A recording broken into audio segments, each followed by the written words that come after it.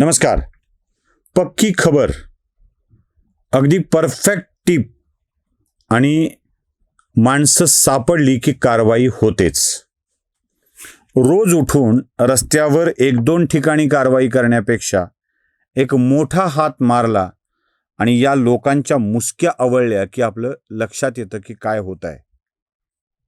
दोन कारवाया मला खूप गंभीर वाटतात आणि त्या दोन कारवाया आपल्यासमोर आणून देवेंद्र फडणवीसांनी नेमकं काय साधलंय हे तुमच्या लक्षात आणून द्यायचं आहे.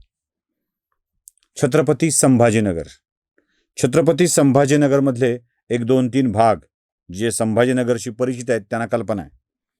संजयनगर आणि विशेषतः बायजीपुरा आणि त्याच्या बाजूला असलेला निजामगंज, हे तीन भाग म्हणजे अगदी गजबजलेले गजगज असलेले भाग.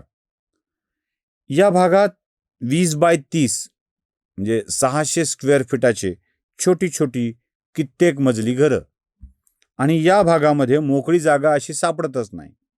बहुतेक करून हा भाग मुस्लिमांच्या वस्तीने भरलेला आहे आणि या वस्तीत नेमकी टीप मिळाल्यावरून महाराष्ट्राचे पोलीस, छत्रपती संभाजीनगरचे पोलीस कर्मचारी तिथे एकदम धाड टाकतात.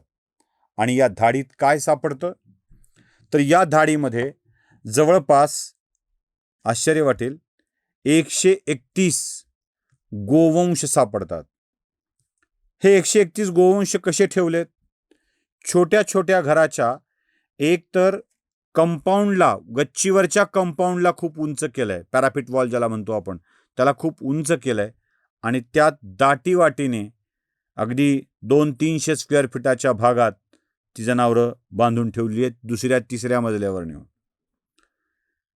पहिल्या दुसऱ्या मजल्यावर लोक राहतात आणि तिसऱ्या मजल्यावर त्यातल्या जास्तीत जास्त 400 स्क्वेअर फीटाच्या खोल्यांमध्ये कित्येक गायी, कित्येक बैल दाटीवाटीनं बांधून ठेवलेले आहेत. अशा अमानवीय पद्धतीने बांधून ठेवलेल्या पशूंना मुक्त केलं गेलं आहे. 131 पशूंना या धाडीत हे सापडलं. आणि तुम्ही म्हणाल मग काय झालं, 131ला मुक्त केलं म्हणजे काय? तब्बल 14 जणांच्या वरती मकोक्का कायद्याअंतर्गत कारवाई करण्यात आलेली आहे. मकोक्का कायद्याअंतर्गत फोटोही दाखवतो तुम्हाला आणि नावही सांगतो. समीर कुरेशी, शफी कुरेशी, मोहसिन कुरेशी, काजी कलेम, शेख रऊफ, शेख कय्यूम, समीर मोहम्मद, मुजीब कुरेशी, शरीफ कुरेशी, चांद कुरेशी, काजी कलीम अहमद, काजी मोहम्मद शरीफ, मुजाहिद अयूब कुरेशी, या आणि अशा 14 लोकांवरती चक्क मोक्कांची कारवाई करून यांना बंदिस्त करण्यात आलाय. आता यांचा मुक्काम छत्रपती संभाजीनगरच्या हर्सुल कारागृहात असेल. 131 गोवंश वाचवण्यात आले. यांची पद्धत काय होती? जमेल तेवढ्या छोट्या छोट्या जागेत एक गोठा करायचा. आपण दुधाचा धंदा करतोय असं दाखवायचं. 2-4-5 एकेका गोठ्यामध्ये म्हशी ठेवायच्या आणि या गोठ्याच्या मागच्या भागामध्ये किंवा त्या इमारतीमध्ये अशा प्रकारचे गोवंशाचे पशु आणून ठेवायचे, गाई किंवा बैल, आणि त्यांच्या तिथून तो मांसाचा व्यवहार करायचा. दुधाच्या आडून दुधाळ जनावरं मारण्याचा प्रकार इथे घडत होता. मी ही विशेष टीप झाल्यावरची यासाठी कहाणी म्हणतो की याआधी लोणावळ्यातील एक प्रकार मी तुम्हाला ऐकवला होता. लोणावळ्यात कसे 2 मोठे कंटेनर भरून गोमांस पकडल्या गेलं होतं आणि ते कशा स्वरूपाची कारवाई झालेली होती हे तुम्हाला मी सांगितलं होतं. आता 131 गोवंश वाचवण्यात आलेत आणि नुसते वाचवण्यात आलेत नाहीत, 14 जणांवर मोक्कांतर्गत कारवाई केलेली आहे.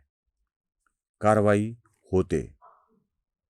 फक्त योग्य वेळी ती माहिती आपल्यापर्यंत पोचली पाहिजे.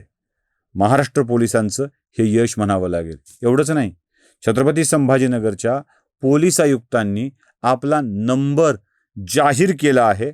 एकतर टोल फ्री क्रमांकावर कळवा असं सांगितलंय किंवा 92 265 14 001 या क्रमांकावर अशी गोतस्करी होत असेल, गोवंश तस्करी होत असेल तर कल्पना द्यावी, याबाबत त्यांनी जाहीर आव्हान केलेलं आहे.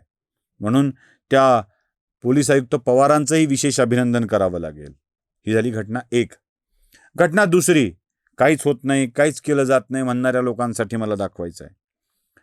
भारतभरामध्ये अंडरवर्ल्डशी संबंधित एक नेटवर्क पकडल्या गेलं आहे आणि त्यात मुंबईमधल्या म्हणजे मुन्ना सिंगरा नावाच्या व्यक्तीच्या संबंधात असलेलं आणि अंडरवर्ल्डशी संबंधित असलेलं एक नेटवर्क ताब्यात घेतल्या गेलं आहे. त्याच्यामध्ये तौकीर रिजवान, अहमद शेख, साजिद महबूब शेख उर्फ अरबाज या तिघांना अटक करण्यात आली आहे मुंबईतल्या कुर्ला भागातून. कुर्ल्यातून अजूनही हे नेटवर्क चालू आहे बरं का. म्हणजे उगाच घड्याळ आपल्यासोबत आलं म्हणजे वेळ आपल्यासोबत आली असं समजायचं कारण नाही. हे नेटवर्क अबाधित आहे आणि या नेटवर्कच्या आधारावरच हे सगळे कांड चालू आहेत. महाराष्ट्रात आता कारवाई होते आहे. घाटकोपर मानखुर्द लिंकवरती अगदी गरीबनगरसारखीच एक वस्ती उद्ध्वस्त केली गेली, जिथून परप्रांतीयांना नव्हे परदेशीयांना हकलण्यात आलं. बांद्रा ईस्टची वस्ती उद्ध्वस्त केली गेली. गोवंश तस्करी करणाऱ्यांना पकडलं जातं आहे आणि दहशतवाद्यांनाही अटक केली जाते आहे. हेच या नव्या कारवायांचं वैशिष्ट्य आहे. नमस्कार. जागृतीचा विधायक बुरुज